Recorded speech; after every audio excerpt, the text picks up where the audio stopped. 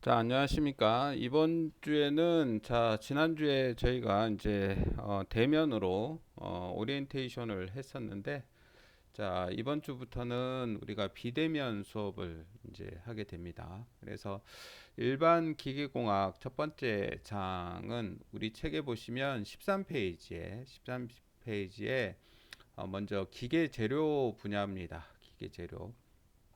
우리가 기계공학 분야에서 중요한 분야 중에 하나인데 기계에 사용되는 재료들에 대해서 우리가 알아보는 챕터라고 생각하시면 되겠습니다. 내용에 보시면 산업 전반에 사용되는 기계는 여러 가지 재료로 구성되어 있으며 여기 제가 여기 그 형광펜으로 이렇게 색칠해 놓은 부분은 여러분들이 이렇게 줄을 그으면서 이렇게 표시를 해 두시고 나중에 이제 중요한 부분이라고 이렇게 우리가 중간고사나 기말고사 이렇게 시험을 볼 때 또는 우리가 자격증 시험을 준비할 때 이렇게 표시되어 있는 형광색으로 표시되어 있는 부분 위주로 이렇게 공부를 하시면 될 것 같습니다. 그래서 기계 재료라고 하는 거는 기계를 구성하는 기계 요소에 사용하는 재료를 우리가 통틀어서 기계 재료다 이렇게 얘기를 합니다. 그러면 이러한 기계 재료는 어떠한 것들이 있느냐? 우리가 기계 재료에는 먼저 금속으로 우리가 되어 있는 금속 성분의 재료와 그 다음에 금속이 아닌 그 재료로 이렇게 구분을 하고 있습니다. 그래서 금속 재료, 그 다음에 금속이 아닌 비금속 재료 이렇게 분류를 하고 있고, 금속은 우리가 자 지난 시간에 잠깐 설명드렸지만 인류는 우리가 신석기, 구석기, 신석기, 그 다음에 청동기를 통해서 그 다음에 이제 철기 시대에 우리가 철을 사용하기 시작하면서 가장 지금까지도 많이 사용하고 있는 금속이 철이라고 했습니다. 그래서 금속 재료에서 가장 많이 사용되고 있는 재료인 철 금속 재료와 철하고 이제 철이 아닌 거하고 이렇게 분류를 합니다. 그래서 가장 우리가 인류가 많이 사용하고 있는 게 철이기 때문에 철 금속 재료와 비철 금속 재료, 어, 안일비, 그래서 철이 아닌 금속 재료라는 얘기죠. 그래서 철 금속 재료와 비철 금속 재료로 이렇게 구분을 하고 있습니다.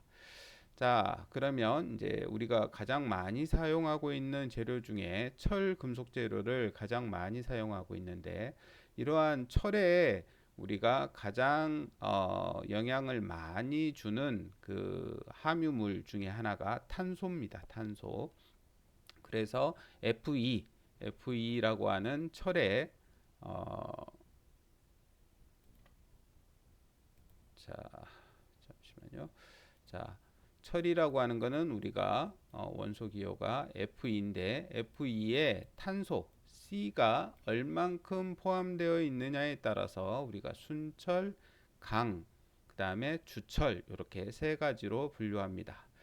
순철이라고 하는 것은 말 그대로 순수한 철이다. 그래서 탄소 함유량이 0.02%에서 0.025%, 책에 따라서는 0.025%냐 아니면 0.02냐 이렇게 표시되는데 탄소 함량이 0.025% 이하로 이렇게 포함되어 있는, 그러니까 순수한 철을 우리가 순철이라고 하고, 일반적으로 이제 강이라고 하는 게 우리가 가장 많이 사용하고 있는, 여러분들이 어, 산업 현장이나 일반적으로 가장 많이 사용하고 있는 게 바로 강입니다. 우리가 영어로는 스틸이라고 하죠.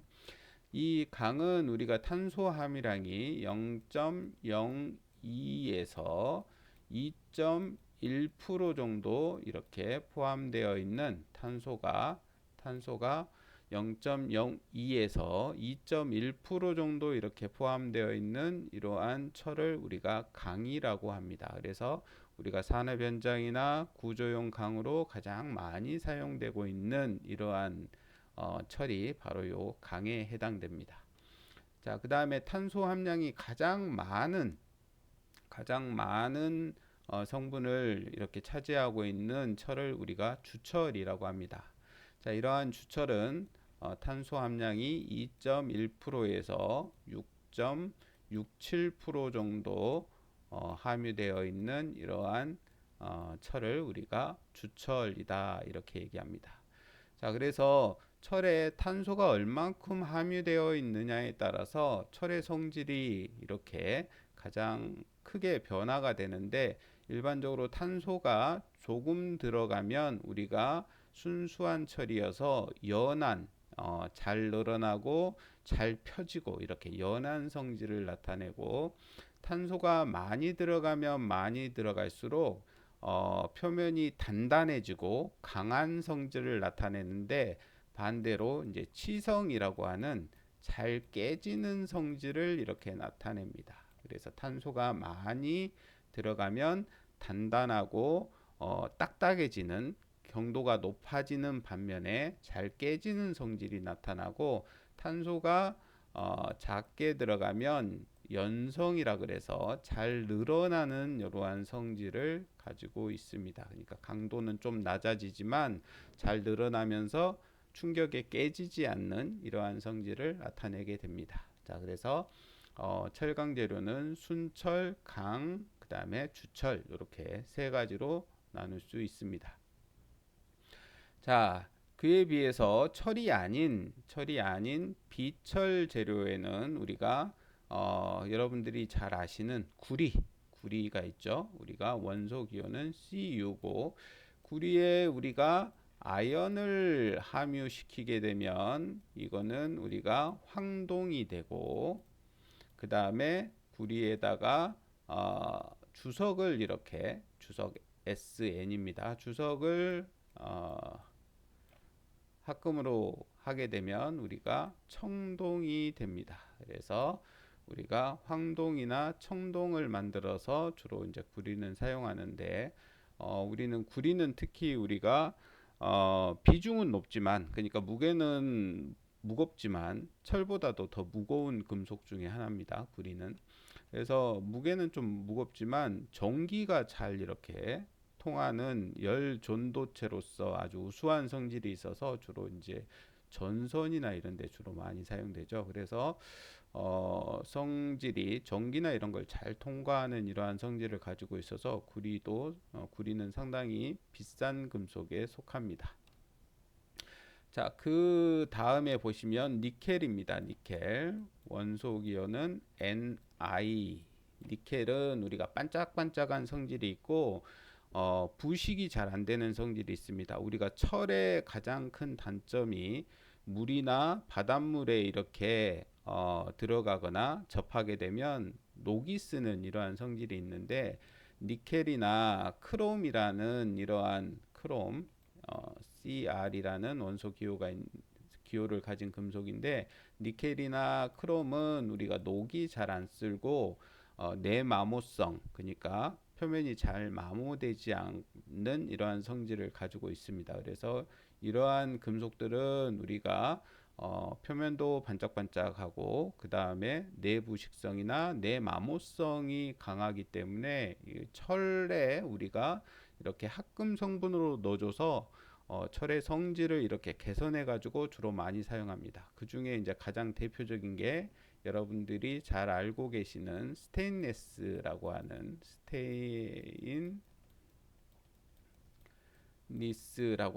녹이 슬지 않는 강. 그래서 철에 우리가 크롬과 니켈을 이렇게 첨가해 가지고 만들어진 강을 우리가 스테인리스 강이라고 합니다. 이게 바로 녹이 슬지 않는 강, 이렇게 해서 우리가 스테인리스 강 이렇게 얘기하는데, 거기에 이제 들어가는 성분이 니켈과 크롬입니다. 자, 그 다음에 우리가 일반적으로 금속은 무거운 성질을 가지고 있습니다. 강도가 높은 반면에 무거운 성질을 가지고 있는데, 우리가 이제 어떤 구조물이나 기계나 이런 것들을 만들다 보니까 너무 무거우면 우리가 특히 이제 자동차도 마찬가지죠. 차의 무게가 너무 무거우면 이러한 무거운 차체를 이동시키기 위해서 움직이기 위해서는 연료가 많이 소모됩니다. 큰 힘이 필요하기 때문에 연료가 많이 소모되기 때문에 차의 무게를 줄일 수 있으면 연료를 조금만 쓰고도 우리가 원하는 거리까지 이렇게 이동을 할 수가 있습니다. 그래서 가벼운 금속을 우리가 선호하는데 자동차뿐만이 아니고 비행기나 항공기나 우주선 이러한 것들도 가벼워야지만이 거기에 승객이나 화물을 싣고 우리가 하늘로 나를 수가 있습니다.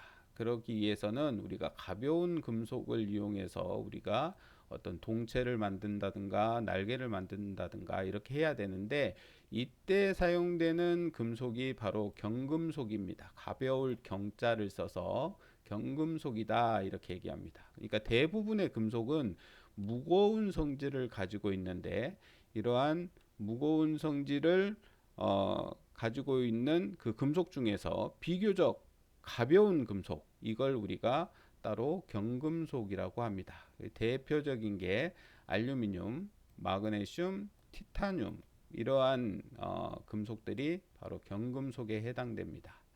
자, 우리가 경금속이냐 가볍냐 무겁냐를 분류할 때 우리 여러분들이 많이 들어보셨을 건데 가벼운 금속을 경금속이다 이렇게 얘기하고 무거운 금속을 중금속이다 이렇게 얘기합니다. 자, 그러면 어떤 건 가볍고 어떤 게 무겁냐? 얼만큼 무거워야 무거운 거고 중금속이고 얼만큼 가벼워야 경금속이냐 이렇게 얘기를 하면 자, 우리가 물을 보시면 물은 우리가 상당히 무겁다고 이렇게 인식을 하실 건데 물을 가로, 세로, 높이 이렇게 이러한 상자에다가 물을 가득 따랐는데 자 가로가 1m, 세로가 1m, 높이가 1m인 이러한 정육면체의 상자에 물을 가득 넣어가지고 이 무게를 재봤더니 1000kg이었어요. 1000kg 무게가 1000kg이었습니다. 자, 물을 1m인 요 상자에 가득 채워가지고 무게를 재보면 1000kg이에요. 그래서 자, 어떤 물체를 이렇게 1m의 사이즈로 이렇게 잘라서 무게를 쟀는데 딱 1000이라고 이렇게 떨어지는 경우가 없습니다. 뭐 954 아니면 뭐 832 아니면 1754 이런 식으로 막 떨어지겠죠. 그래서 1000으로 이렇게 떨어지기 때문에 그러면 물의 무게를 기준으로 해가지고 자 우리가 1m의 요 무게를 우리가 뭐라고 하냐면 비중량이라고 합니다. 비중량. 자 우리가 무게를 중량이라고 하죠. 무게를 중량이라고 하는데 단위 크기 그러니까 크기를 1m로 이렇게 잘라 가지고 잰 무게를 우리가 비중량이라고 합니다. 그러니까 단위 중량이라는 얘기죠. 그래서 비중량이 단위가 킬로그램 포스퍼 미터의 3승 이렇게 단위를 쓰는데 1m 그러니까 미터를 3개 곱한 가로 세로 높이를 곱한 요 사이즈의 무게가 얼마냐 요걸 나타내는 게 비중량이라는 얘기죠. 근데 물의 비중량 자 비중량의 기호는 우리가 그리스어에서 감마를 씁니다. 감마 이건 그리스어인데 자 그리스어에서 알파 베타 감마 델타 뭐 이렇게 나타내죠. 쭉 있는데 뒤에 이제 나오는 그 글자들은 따로 이렇게 그때그때 알려드리겠습니다. 자 아무튼 자 비중량 단위 크기의 중량을 우리가 비중량이라고 하는데 비중량의 기호는 감마로 나타내고 물의 비중량은 우리가 워터 W를 이렇게 하점자로 붙여서 감마 W가 봐보니까 1000kg 포스 퍼 미터의 삼승이더라. 자, 이게 그래서 물의 비중량을 기준으로 해가지고 물보다 몇 배 무겁냐, 몇 배 가볍냐, 요걸 나타내는 걸 우리가 비중이라고 합니다. 비중. 자, 비중이라고 하는 거는 물보다 얼만큼 무겁냐, 얼만큼 가볍냐. 그러니까 물이 기준이에요. 물이 기준으로 해서 얼만큼 가볍냐, 얼만큼 무겁냐를 나타내는데 비중은 우리가 기호를 S로 이렇게 씁니다. S. 그래서 비중은 물의 비중량분의 어떤 물체의 비중량, 요걸 우리가 비중이라고 합니다. 그래서 자, 이걸 왜 말씀드렸느냐? 자, 우리가 그럼 경화금이나 경금속이나 중금속을 어떻게 나누느냐? 우리가 요 비중이 4.5 기준으로 해가지고 엄밀히 보면 4.54인데 4.5를 기준으로 해가지고 이것보다 낮으면 경금속이고 이것보다 더 무거우면 우리가 중금속으로 분류합니다. 그래서 여기에 나와 있는 경금속이라고 하는 알루미늄은 비중이 2.78 정도가 되고 마그네슘은 1.7 정도, 티타늄이 우리가 요 4.54에 해당하는 비중입니다. 4.5가 되는데 그래서 티타늄을 기준으로 해서 티타늄보다 가벼운 금속을 우리가 경금속이라고 하고 티타늄보다 무거운 금속을 우리가 중금속 이렇게 얘기합니다. 자, 그래서 경금속에는 알루미늄, 마그네슘, 티타늄이 있다. 물론 이제 이거 외에도 리튬이나 이런 것들도 있습니다. 0.53 정도 돼서 금속 중에 가장 가벼운 금속이 해당되는데 우리가 산업 현장에서 가장 일반적으로 많이 사용되는 금속은 여기에 있는 알루미늄, 마그네슘, 티타늄 등이 가장 많이 사용되는 경금속의 대표적인 이러한 금속이라고 보시면 되겠습니다. 자, 그 외에도 비철 금속에는 자, 아까 설명드렸던 니켈, 코발트 및 고융점 합금, 그러니까 니켈이나 코발트, 특히 이제 코발트나 텅스텐이나 이런 것들은 상당히 높은 온도까지 이렇게 녹지 않는, 그러니까 상당히 높은 융점을 가지고 있습니다. 높은 온도에서 이렇게 녹는 이러한 성질을 가지고 있어서 또는 몰리브덴 이러한 금속들은 상당히 고온에 이렇게 사용되는 재료들이라서 이러한 것들은 우리가 이제 우주선이나 이런 데 열을 많이 받는 부분에 이렇게 합금 성분으로 넣어주면 융점을 상당히 높일 수 있는 이러한 특성을 가지고 있습니다.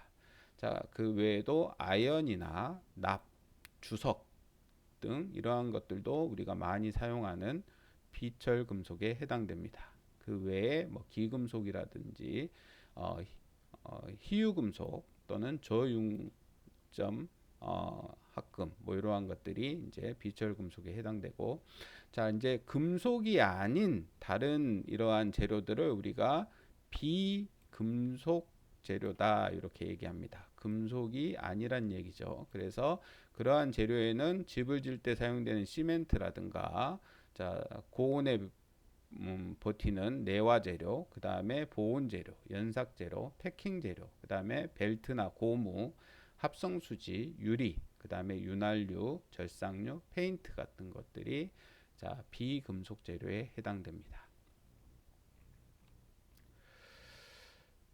자, 그래서 자, 기계 제로는 기계 운전 조건에 충분히 견디고 오랫동안 사용하여도 파손되거나 변형되지 않는 강도나 내구성 및 기능이 요구되고 또한 재료의 가공성과 경제성을 고려하여 사용 목적에 적합한 재료를 선정해서 사용해야지만이 우리가 원하는 목적, 그러니까 경제성이나 어떤 강도나 내구성 뭐 이러한 것들을 우리가 발휘할 수가 있습니다. 그러니까 작은 돈을 들여가지고 내가 원하는 충분한 성질을 이렇게 사용할 수 있어야 우리가 경제적으로 사용할 수가 있고 우리가 원하는 강도나 이런 걸 낼 수가 있습니다. 그러기 위해서 각각의 재료에 대한 어떤 특성이나 어떤 성질이나 이런 것들을 잘 알고 있어야 우리가 사용하고자 하는 그 부품에 이렇게 어떤 금속을 쓸 건지 어떤 재료를 쓸 건지 이러한 것들을 정할 수가 있겠죠. 그러기 위해서 우리가 기계 재료라는 요 분야를 잘 알고 있어야 됩니다. 자, 금속의 일반적인 특성을 봐보면 금속의 용융점, 그러니까 금속을 이렇게 열을 가해서 녹이려고 하면 금속이 녹는 온도는 상온에서 일반적으로는 우리가 상온에서는 고체 상태인데 대부분의 금속은 상온, 일반적인 온도 우리가 20도 이 일반적인 온도에서는 대부분 고체 상태인데 특수한 금속이 하나 있어요. 이게 상온에서 액체 상태를 지니는 금속이 있는데 그게 바로 수은이라는 금속입니다. 그래서 수은은 몇 도에서 녹느냐면 마이너스 38.4도씨에서 녹아요. 그래서 용융점이 가장 낮은 금속에 해당됩니다. 얘는 이제 특이한 경우고 대부분의 금속들은 상온에서 고체 상태고 온도가 뭐 700도, 800도 이렇게 올라가야 이렇게 녹는데 특수한 경우로 수은 마이너스 38.4도에서 이렇게 용융이 되는 가장 낮은 온도를 가진 금속이다. 그리고 용융점이 가장 높은 금속은 텅스텐이라고 하는 금속입니다. 그래서 텅스텐은 3410도씨에서 이렇게 녹는 이러한 성질을 가지고 있습니다. 자, 금속의 비중을 봐보면, 자, 비중은 아까 말씀드렸죠. 물보다 얼만큼 무겁냐, 요걸 나타내는 이러한 성질이라 그랬습니다. 그래서 금속의 비중은 물보다 가벼운 리튬, 아까 말씀드렸던 리튬이라고 하는 거는 0.53으로 물보다 절반 정도로 이렇게 가볍다는 얘기예요. 금속 자체가 대부분 이제 무거운 특성을 가지고 있는데 특이하게 요 리튬이라고 하는 금속은 물보다 절반 정도, 그러니까 비중이 0.53으로 금속 중에 가장 가벼운 금속이고 그에 비해서 우리가 금속 중에서 가장 무거운 금속은 이리듐이라고 하는 금속인데 자, 원소 기호는 IR입니다. 자, 이리듐은 자, 비중이 22.5예요. 그러니까 물보다 22.5배가 더 무겁다는 얘기입니다. 그래서 가장 무거운 금속에 해당된다. 자, 일반적으로는 용융점이 높은 금속은 비중도 큰 편이다. 그러니까 높은 온도에서 녹는 금속일수록 무게가 무겁다는 얘기죠. 그래서 대부분의 우리가 높은 온도에서 녹는 성질을 갖는 금속들을 우리가 이제 산업 현장에서 많이 사용하는데 그러한 금속들의 성질이 대부분 무겁다는 얘기죠. 그러니까 우리가 어떤 한 성질을 얻으려 그러면 어, 우리가 원하는 거는 용융점도 높고 강하면서 무게도 가벼운 금속을 원하게 되는데 대부분의 이러한 금속의 성질들은 뭐 하나를 충족하면 그 반대편의 어떤 성질이 있어가지고 우리가 원하지 않는 어떤 반대의 성질이 있어가지고 이걸 잘 조화시켜서 우리가 사용을 해야 됩니다. 그러기 위해서 우리가 이제 합금이나 이런 것들도 해서 이렇게 사용하는데 아무튼 우리가 금속이라고 하는 게 우리가 원하는 성질만 다 가지고 있지는 않습니다. 그래서 이것저것 이렇게 합금을 해서 이렇게 만든다든가 혼합을 해서 이렇게 우리가 원하는 성질을 만든다든가 이렇게 해서 사용을 해야 되고 그러한 성질들을 그래서 잘 알아야지만이 우리가 원하는 데에 적정한 이러한 그 재료들을 요구하는 재료들을 이렇게 선택해서 사용을 할 수가 있습니다. 자, 금속의 특징을 봐보시면 금속은 수은을 제외하고는 아까도 얘기했지만 상온에서 고체 상태입니다. 그래서 고체 상태의 결정을 가지고 있다. 상온에서.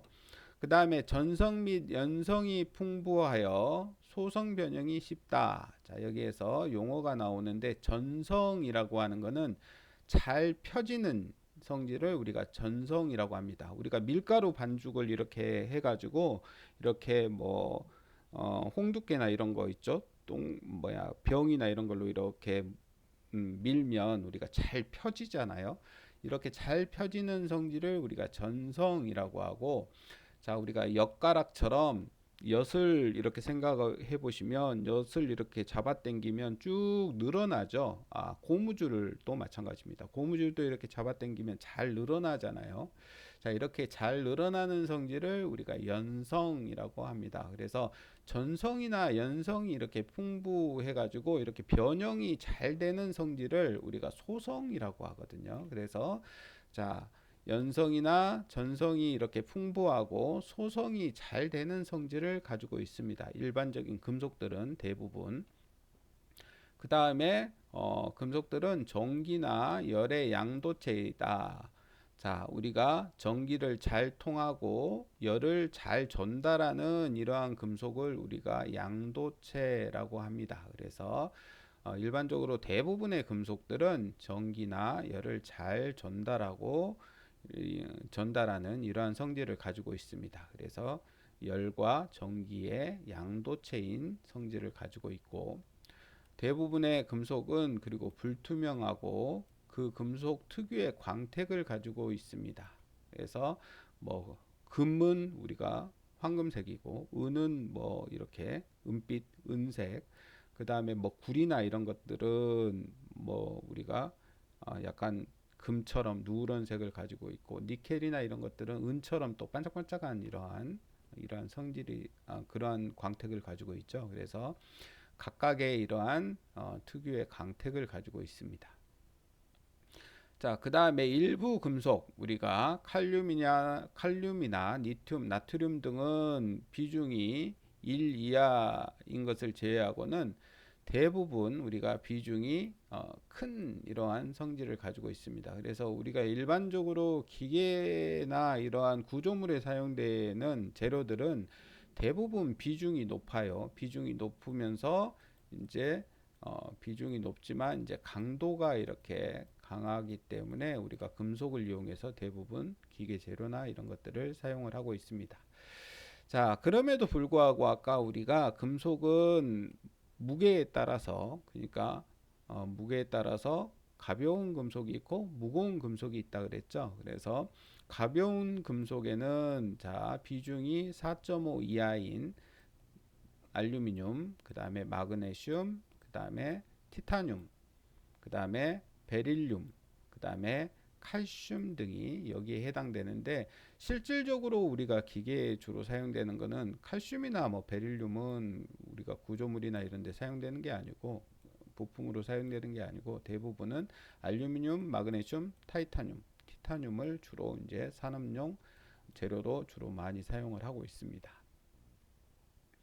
자, 그 중에서도 제일 가벼운 게 이제 마그네슘, 비중이 아까 1.7 정도 된다 그랬죠. 그래서 철이 7.8 정도의 비중을 가지고 있는데 훨씬 가볍죠. 알루미늄은 2.78 정도, 그 다음에 티타늄은 4.5 정도. 그래서 철보다 티타늄은 절반 가까이 가볍고, 알루미늄은 3분의 1 정도, 그 다음에 마그네슘은 한 5분의 1 정도 이렇게 가볍다고 보시면 되겠습니다.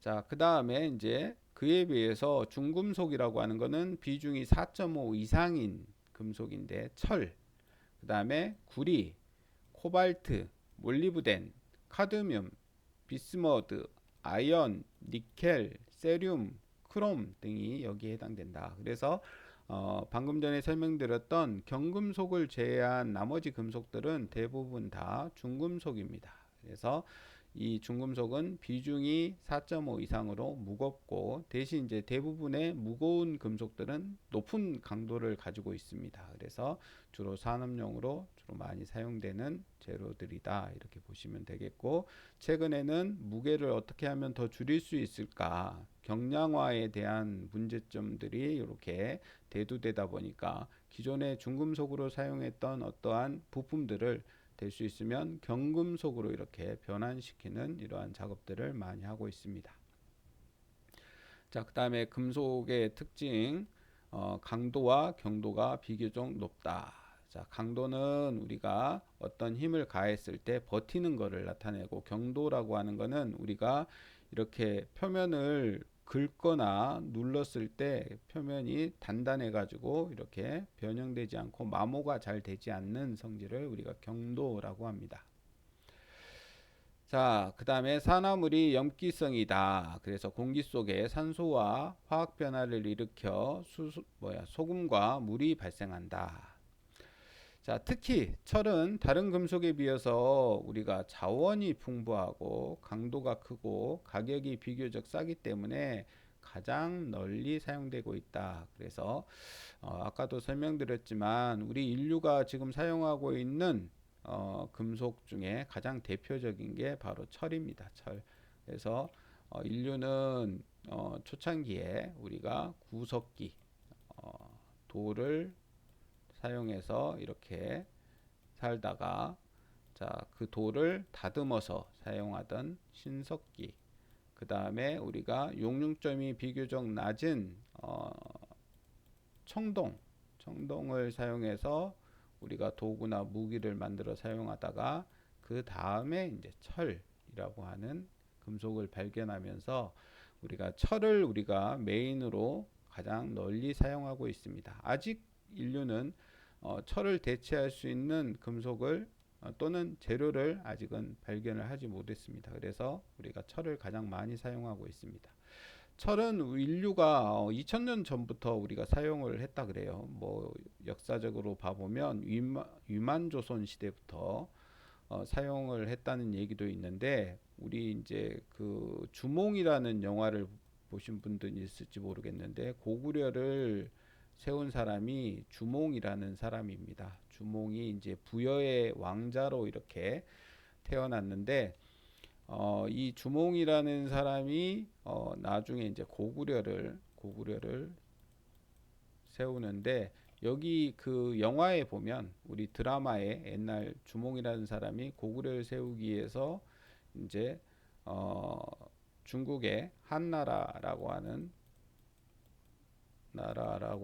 이제 세력이 이렇게 쳐들어와서 같이 싸웁니다. 이때 한나라는 철기를 가지고 무기를 만들어서 철 무기를 가지고 싸우고, 이 부여라고 하는 나라는 청동 무기를 이용해서 이렇게 싸웁니다. 그러다가 이게 철에 비해서 청동이 약하다고 생각해서 계속 지니까, 나중에 이제 모팔모라고 하는 대장장이한테 주몽이 철을 이용해서 우리가 무기를 좀 만들어 달라 이렇게 해가지고, 나중에 이제 성공을 해가지고 그 철기로 같이 한나라와 맞서서 싸워가지고 이제 승리해가지고 나중에 이제 고구려라는 이러한 나라를 세우게 되는 이러한 드라마가 예전에 있었습니다. 송일국이라는 이런 배우가 주몽 역할로 이렇게 나왔던 드라마였는데, 여기에 보시면 그래서 우리가 청동을 이렇게 사용하다가 나중에 이제 철에 이제 더 성질이 우수한 성질을 우리가 발견해 가지고 나중에 이제 철을 이용해서 어떤 도구를 만들고 무기를 만들어서 이렇게 사용을 해왔는데, 자, 그 이후로 아직 철을 대체할 수 있는 어떠한 금속을 발견하지 못했습니다. 물론 이제 성질 자체가 철보다 더 좋은 금속이나 재료가 더 있어요. 하지만 이제 경제성이나 이런 것들을 봤을 때 자원이 얼만큼 풍부하고 그다음에 가격이 얼마나 싸냐, 이러한 것까지 다 이렇게 비교를 해서 사용을 하려고 하면 아직 철만큼 이렇게 우리가 뭐라 그럽니까, 이게 가격 대비 성능, 가성비가 좋은 이러한 금속은 아직 발견되지 못했다는 얘기입니다.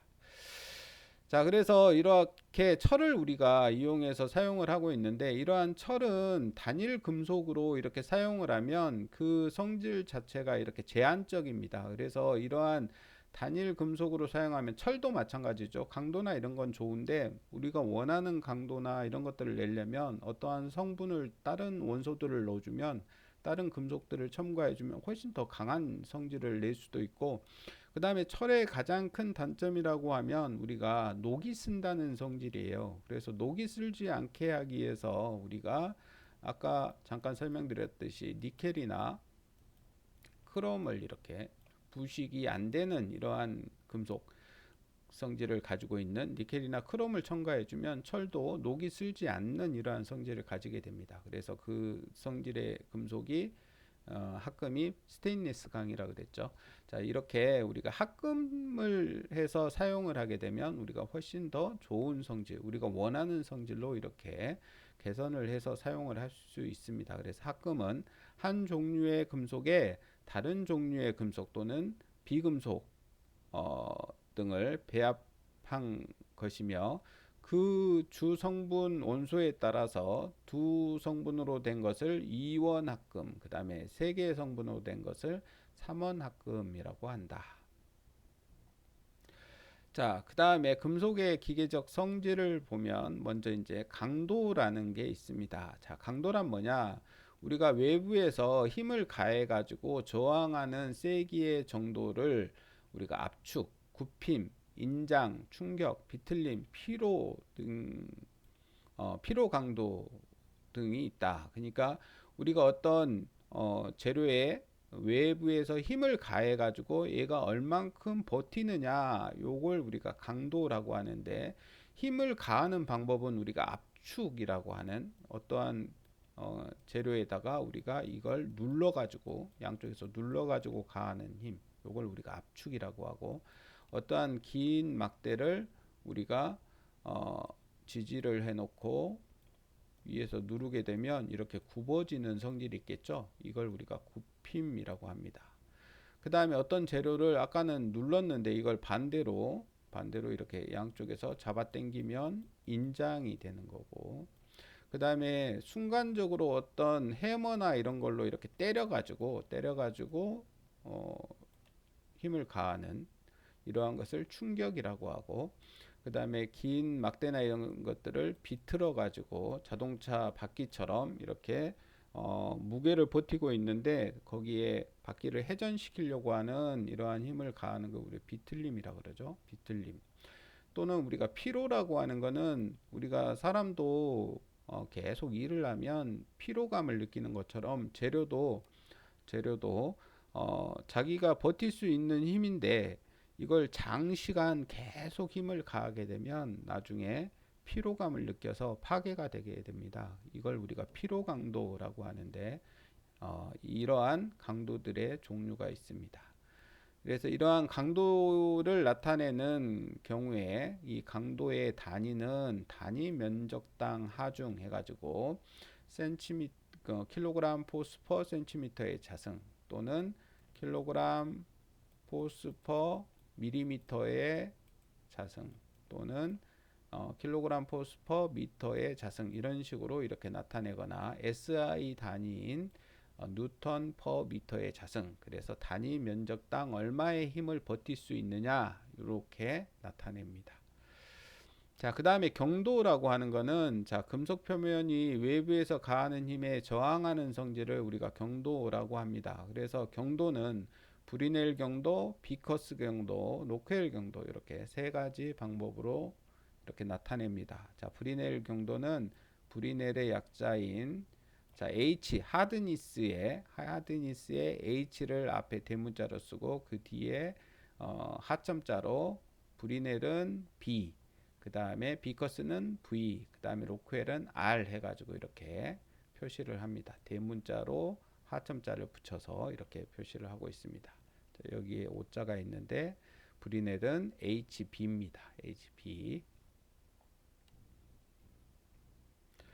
자, 그 다음에 인성이라는 게 있습니다. 우리가 뭐 사람이 뭐 인성이 어떠냐 이렇게 얘기하는데 기계에서는 전혀 다른 이런 얘기예요. 인성이라고 하는 거는 파괴되지 않고 얼마만큼 저항력을 질기게 가지고 있느냐 요 얘기입니다. 뭔 말이냐면 우리가 이렇게 잡아 당겼는데 갑자기 뚝 부러진다든가 이렇게 하면 인성이 약한 거예요. 인성이라고 하는 거는 얘가 잘 늘어나고 표면이 이렇게 고무줄처럼 이렇게 잘 늘어나면서도 얘가 안 끊어지는, 잘 안 끊어지는, 파괴가 잘 안 되는 이러한 성질을 우리가 인성이라고 합니다. 그래서 이러한 인성은 대부분 연성과 강도가 큰 이러한 재료들이 인성이 높습니다. 그러니까 잘 늘어나지만 잘 파괴되지 않는, 자, 유리나 이런 것들은 우리가 단단하지만 우리가 충격을 가하면 바로 깨져버리죠. 이렇게 파괴되지 않고 잘 늘어나면서 파괴되지 않는 성질을 우리가 인성이라고 한다. 자, 그 다음에 탄성이라고 하는 거는, 자, 많이 들어보셨을 건데, 외력을 가했을 때 변형이 되지만 외력을 제거하면 다시 원상태로 돌아가는 이러한 성질을 탄성이라고 합니다. 대표적인 게 우리가 고무줄을 생각하시면 되겠죠. 이렇게 잡아 당기면 늘어났다가 놓으면 원상태로 돌아가는 이러한 성질을 우리가 탄성이라고 합니다. 자, 그 다음에 이제 소성이라고 있는데, 탄성과 소성은 좀 반대되는 개념이라고 생각하시면 돼요. 자, 플라스틱. 자, 소성이라고 하는 건 뭐냐? 외력을 가했을 때 우리가 변형이 되어 가지고 힘을 제거해도 아까 고무줄처럼 원상태로 돌아가는 게 아니고, 힘을 가하면 변형이 돼 가지고 다시 원상태로 안 돌아가는 성질, 요걸 우리가 소성이라고 합니다. 그래서 우리가 이렇게 소성을 이용해 가지고 어떤 재료를 변형시켜 가지고 제품을 만드는 거죠. 이걸 우리가 소성 가공이라 그래요. 변형을 둬서 우리가 가공하는 방식, 요걸 우리가 소성 가공이라고 합니다. 자, 그 다음에 피로는 아까 설명드렸는데, 피로라고 하는 거는 재료의 강도보다 작은 외력이 반복적으로 사용되면 나중에 이제, 자, 우리가 어떤 재료가 있습니다. 어떤 재료가 있는데 얘가 이렇게 잡아당기는 힘이 한 100kg까지 자기가 버틸 수가 있어요. 100kg까지 버틸 수 있는데, 여기에다 한 10kg를 걸었어요. 10kg를 100kg까지 견디는 이 재료를 10kg를 이렇게 걸어가지고 이걸 계속 잡아당겼다가 놨다가 잡아당겼다가 놨다가 이걸 계속 반복적으로 일을 이렇게 힘을 줍니다. 그러면 원래는 쭉 잡아당길 때는 100kg까지 버티니까 10kg는 뭐 충분히 버티겠죠. 충분히 버틸 수 있는데, 이걸 계속 반복해 가지고 10의 7승 사이클, 그러니까 1000만 사이클이죠. 1000만 사이클까지 1000만 번 이렇게 반복을 하게 되면 얘가 나중에 파괴가 됩니다. 자, 이러한 어떤 자기가 버틸 수 있는 힘임에도 불구하고 이걸 계속 반복적으로 힘을 줬을 때 나중에 파괴되는 이러한 성질을 우리가 피로라고 합니다. 자, 그 다음에 이제 연성이라고 하는 거는 우리가 철사를 이렇게 잡아당겼을 때 아까 얘기했던 그 고무줄처럼 잘 늘어나는 성질, 이러한 성질을 우리가 연성이라고 합니다. 그래서 철사나 이런 것들도 잡아당기면 가늘고 길게 이렇게 늘어나는데, 이러한 성질을 연성이라고 한다. 자, 연성과 우리가 비교해 볼 게 전성입니다. 전성도 늘어나는데 얘는 이렇게 잘 퍼지는 성질을 우리가 전성이라고 합니다. 그러니까 밀가루 반죽을 이렇게 치대 가지고 우리가 병이나 이런 걸로 문대면 잘 퍼지는 것처럼, 전성은 잘 펴지는 성질을 얘기하는 거고, 연성은 잘 늘어나는 성질을 얘기하는 겁니다. 자, 그 다음에 이제 가단성이라고 하는 게 있는데, 우리가 아변이나 인발, 단조에 의해서 변형을 시킬 수 있는 이러한 성질을 가단성이라고 합니다. 자, 아변이라고 하는 거는 이렇게 롤러가 위아래에 있으면 거기에 이제 철판을 이렇게 넣어가지고 이렇게 가공하는 걸 우리가 아변이라고 하고, 인발이라고 하는 거는 어떤 다이에다가 어떤 재료를 넣고 얘를 뽑아내는 이러한 가공을 인발이라고 합니다. 단조는 우리가 예전에 대장간에서 재료를 불에 달궈 가지고 이걸 해머로 때려 가지고 이렇게 가공하는, 뭐 칼을 만든다든가 호미를 만든다든가 낫을 만든다든가 이렇게 해서 때려서 만드는 이러한 가공법을 우리가 단조라고 합니다. 자, 그 다음에 이제 주조성이라고 하는 거는 이 철을 녹여 가지고 틀에 부어 가지고 이렇게 만드는 이러한 어, 성질을 우리가 주조성이라 그래요. 그래서 주물로 만들 수 있는 성질. 특히 이제 주철이 여기에 해당되죠. 주철 같은 경우에는 우리가 녹여서 틀에 부어 가지고 뭐 아령을 만든다든가 우리가 그 어떤 기계 부품의 하우징 껍질을 만든다든가 이런 경우에 주로 사용하는데 이렇게 주물로 이렇게 잘 만들 수 있는 성질, 불에 잘 녹는 성질, 요걸 우리가 주철이라고 합니다. 유동성이나 이런 게 좋아야 녹아가지고 그 틀에 잘 구석구석까지 잘 들어가서 이렇게 어떤 형상을 만들 수 있는데 그러한 성질을 우리가 주조성이다 이렇게 얘기하고 자, 그 다음에 치성입니다. 치성. 자, 여림이라고도 하는데 한자식으로는 여림이라고도 하는데 치성이라고 하는 거는 주철과 같이 외력을 가했을 때 우리가 잘 깨지는 이러한 성질을 우리가 취성이라고 합니다. 그래서 이걸 열이다 이렇게도 얘기하고 매짐이라고도 얘기합니다. 그래서 치성은 잘 깨지는 성질, 우리 유리 같은 것들 변형이 잘 안 되지만 어떤 힘을 어, 받았을 때 잘 깨지는 성질, 요걸 치성이라고 합니다. 치성과 반대되는 성질이라고 하면 우리가 연성이라고 이렇게 할 수가 있습니다. 연성은 잘 깨지지 않고 변형이 잘 되죠. 잘 늘어나면서 변형이 잘 되는 성질. 자, 그 다음에 가공 경화는 어떠한 그 가공을 했을 때가 더 강도나 경도가 더 올라가는 이러한 성질을 우리가 가공 경화다 이렇게 얘기합니다. 자, 그 다음에 크리프라고 하는 거는 우리가 어떤 재료가 상온에서 20도씨에 우리가 일반적인 온도에서는 뭐 한 100kg까지 잘 버티는데 이러한 재료들도 고온에서 장시간 이렇게 노출되어 있다 보면 이렇게 강도가 낮아져 가지고 변형이 발생되게 됩니다. 이러한 성질을 우리가 크리프다 이렇게 얘기합니다. 자, 그 다음에 이제 항복점. 자, 항복점은 우리가 탄성 한 개 이상의 하중에 증가 없이 연신율은 변화하는데 항복 현상이 일어나는 점을 우리가 항복점이다 이렇게 얘기합니다. 우리가 영광을 예를 들면 우리가 응력하고 변형률이라고 하는 스트레인과 스트레스의 선도를 보면 요렇게 되어 있는데 어, 힘을 가하면 이렇게 늘어납니다. 재료가 이렇게 늘어나요. 이쪽으로 가면 늘어나는 겁니다. 변형이고 이쪽이 응력이기 때문에 응력과 변형률의 선도에서 보면 이렇게 응력을 주면 이렇게 늘어납니다. 늘어나다가 여기에서 이제 항복을 합니다. 항복을.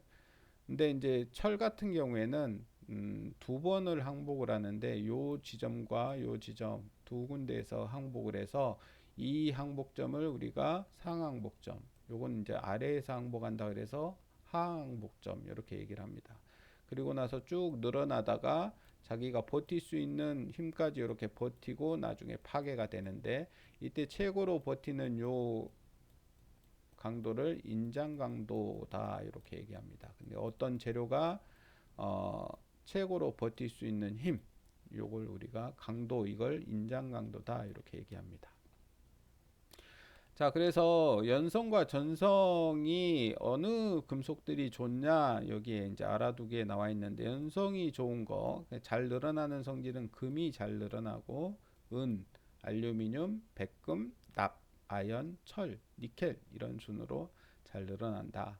잘 펴지는 성질은 금, 은, 백금, 알루미늄, 철, 니켈, 구리, 아연 순으로 잘 펴진다. 그래서 여기에 요 정도 우리가 일반적인 금속 중에 잘 늘어나고 잘 펴지는 성질을 가진 금속이 이러한 것들이 있다 이렇게 알아놓으시면 좋을 것 같습니다.